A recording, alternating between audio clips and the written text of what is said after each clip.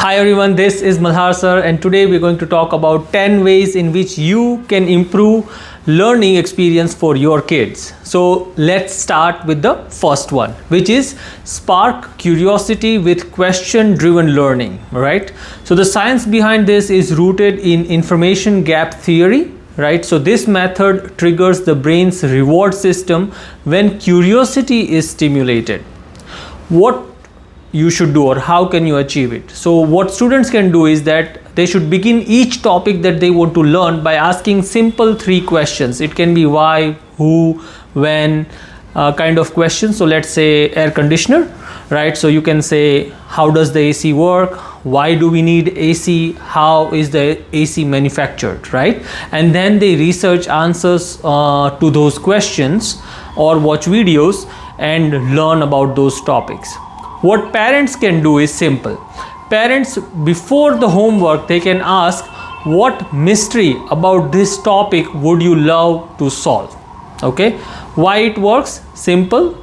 Curiosity activates dopamine release, making learning feel intrinsically rewarding. Let's talk about number 2. Option number 2 is dual channel learning with multimedia. We all know kids are hooked on TVs and mobile phones and games nowadays. So the dual coding theory shows combining visuals with words create multiple neural pathways for recall. As we all know, memory is not anything else apart from neural pathways. So when 2 things are combined, not just words but words plus videos, we have multiple neural pathways. So what can you do? Replace 30% of textbook reading with animated explanations, which you can get on Khan Academy or brilliant.org. Subject specific podcasts, for example on TEDx, or DIY, or means do it yourself sketch notes, visual summaries with icons and diagrams. It works because it engages both verbal and visual working memory, reducing cognitive load by almost 40%, right? So let's talk about option number 3, which is micro challenge gamification. So the science behind this is simple. Short wins trigger dopamine spike. We already saw that dopamine is a positive hormone on our brain, creating a completion bias that fuels motivation. So let's say the chapter is, 100 pages long, right? And you want to finish that, but don't wait to reward yourself till you finish the 100th page. Maybe every 10 pages you reward yourself, right? So break study, or you can break study sessions into 25-minute sprints with physical rewards. So for example, you want to study for 5 hours. So if you study for 25 minutes, you get 5 minutes dance break. Or you like video games, so you can play the video game for 5 minutes. Digital reward. So that's the example of digital reward. You can use apps like Forest to grow virtual trees during focused interval. You can download that application from Play Store. As I said, dopamine creates a feedback loop that makes study feel addictive. So you will feel confident and addictive. Number 4, peer teaching pods. So explaining concepts to peers, your fellow students, boosts retention to 90%, which is really high, through protege effect activation. So what you can do? Students can form groups of up to 3 students, and everyone in the group focuses on one particular topic. Now what it does is that now that particular person will teach it creatively using analogies, short stories or doodles, will create a quiz for others, and that way they can teach each other different topics.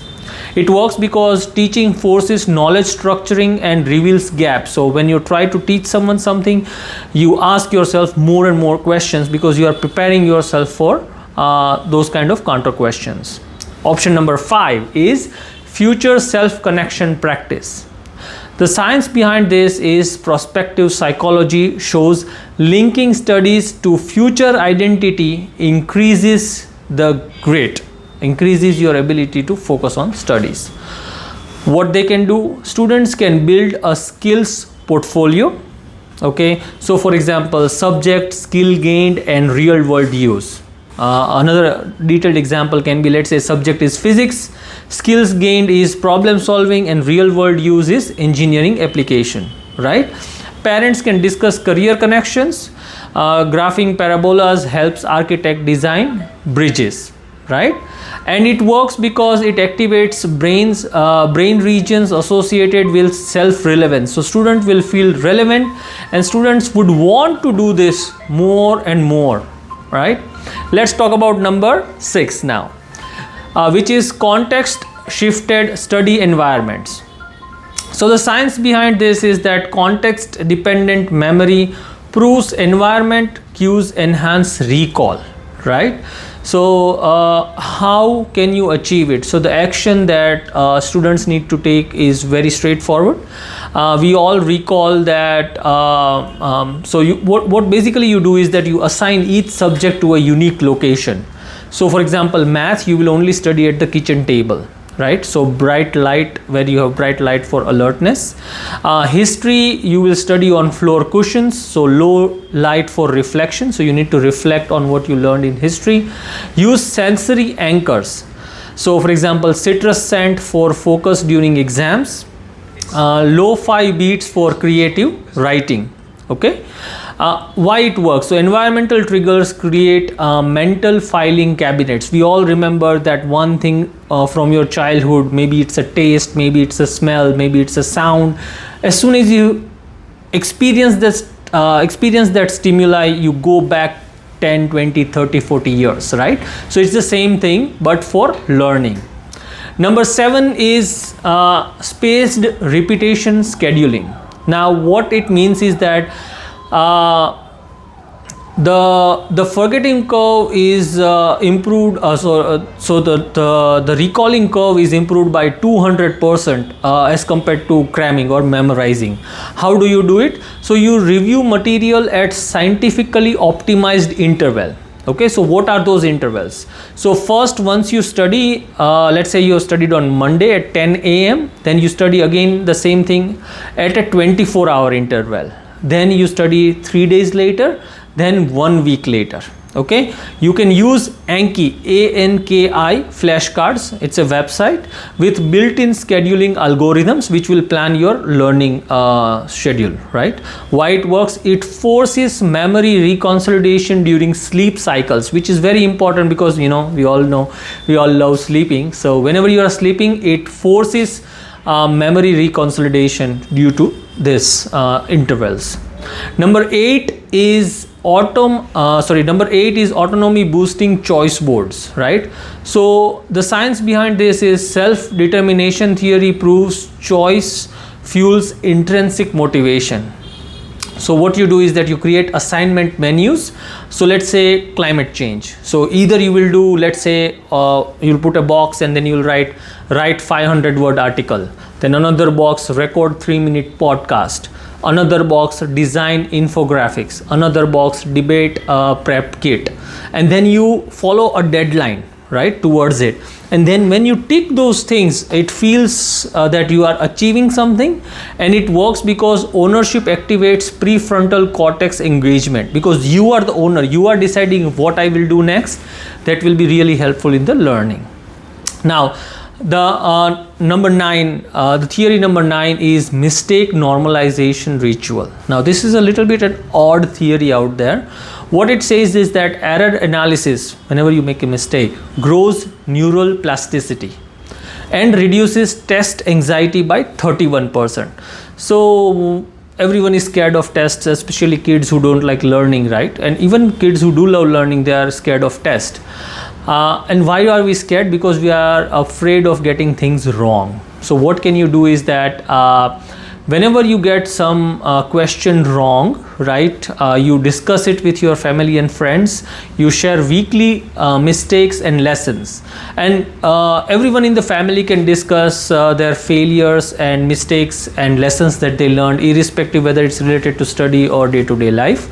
And that will lower amygdala activation during high-stake tasks. So challenging tasks, you will feel less stressful. Okay, and lastly, number 10, The 10th theory is kinetic learning integration. I'm sure most of the kids will love this, especially if you are under the age of 11 or 12. So movement, any type of movement, increases BDNF, which is a protein crucial for memory formation. How do you do that? So it's very simple. Study on a yoga ball, for example, because you'll have to maintain your core to balance on the yoga ball, or while pacing, right? Active breaks. So let's say you are studying, every 30 minutes you take a 5-minute burst workout between topics. It can be any sort of workouts like jumping ropes, for example. Content pairing you can do. So recite vocabulary while jumping ropes, or you use hand gestures to represent math operation. So some sort of movement should be there. It works because exercise doubles neural growth rate in the hippocampus. Okay, so I hope this was informative, and share it with your family and friends who can benefit from this. We all know one or two kid who is suffering from learning difficulties or disabilities, and let us make learning fun again. This is Malhar Patel, and wish you all the best of luck for your future. And for your information, we deal with student visa, immigration and visitor visa, as well as language learning. So refer us to your family and friends. Thank you.